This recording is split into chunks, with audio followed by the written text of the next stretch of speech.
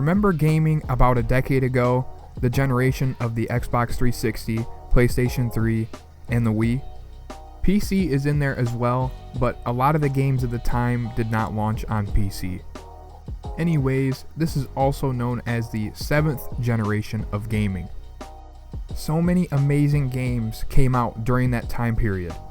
Imagine how much more fun it would have been playing them, especially co-op and multiplayer, if you could play with any of your friends no matter what platform they were playing on.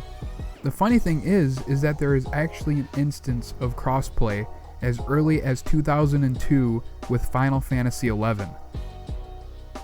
That is actually the first game in history to allow Xbox 360, PlayStation 2, and PC players to play together.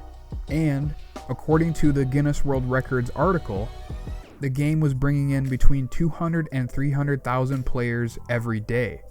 Why didn't crossplay take off after that achievement? We knew that it was successful, we knew it brought players in, but it was never expanded upon. I believe this is largely because of competition. Now obviously I can't be 100% sure because the information is pretty thin from back in the day. What we do know is that Sony and Microsoft have been competing since the beginning. Or rather, Microsoft has been trying to compete with Sony. Several years. If you look at the data, Sony has outsold Microsoft in every console generation. The Xbox 360 and PlayStation 3 generation was the closest race, but even then Sony managed to outsell Microsoft just barely. I'm kind of getting off track here, but my point is, crossplay between Microsoft and Sony happened years ago when technology was far inferior to what it is today, and it wouldn't happen again for over a decade. That was until September 18th of 2017, when Epic Games accidentally enabled crossplay between PlayStation 4 and Xbox One. Now, according to Epic Games, this was a bug, but it doesn't really matter, because when people found out about this, they wanted crossplay enabled. And that makes perfect sense because there is no advantage between console gaming. You're both using a controller, right? Well, for Sony, it wasn't about being fair, because crossplay was already enabled between PlayStation 4 and PC. What Sony really cared about was their market share and competition. If you look at the current console generation sales, you'll see that Sony is just absolutely dominating the market. So actually in June, there's an article by The Verge where the head of global sales at PlayStation says that they can't do crossplay because they are in charge of looking after their players and making sure that they are safe online. However, no one bought this bogus excuse. I mean, Nintendo was already allowing crossplay on Rocket League and Minecraft on the Switch console. So anyways, people were kind of upset. Sony said no with the crossplay. Epic Games accidentally turned it on Fortnite. People got excited, then it got turned back off. And many gamers were upset because they couldn't access their skins, progress, or purchases on Xbox One or Switch if they played on PS4. There was even a trend on Twitter for a while with the hashtag #BlameSony because that's how upset gamers were. The pressure was now on Sony, but what would they do? Well, actually, we didn't hear much of anything for a while, around a year or so, until once again a new article was published on The Verge. And this time around, Sony had another excuse of why crossplay between Xbox and PlayStation was not allowed. The Sony CEO stated, "On cross-platform, our way of thinking is that PlayStation is the best place to play." Once again, anyone that read that quote knew that it was full of shit. But Sony controlled the market, and they wanted to show Xbox that they were the big dogs. However, rather than this statement alleviating the situation, all that it did was increase the pressure at Sony for them to finally make things right. They could have maybe gotten away with this poor excuse if it wasn't for John Smedley, the former Sony Online Entertainment president.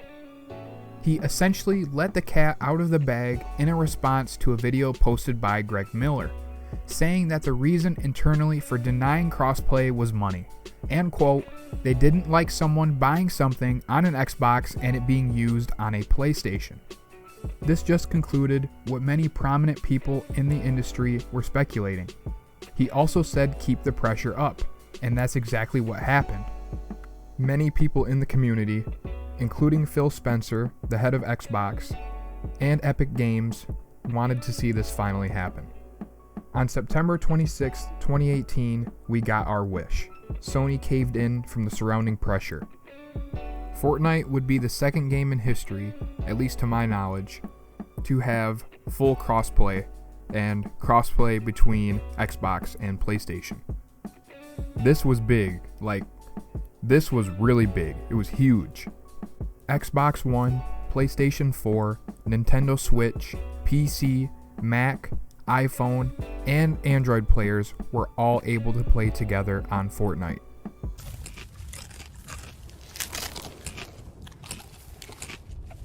That is so amazing, isn't it? And the players just absolutely loved it. And if you didn't, it was no big deal because you could opt out of cross-platform parties.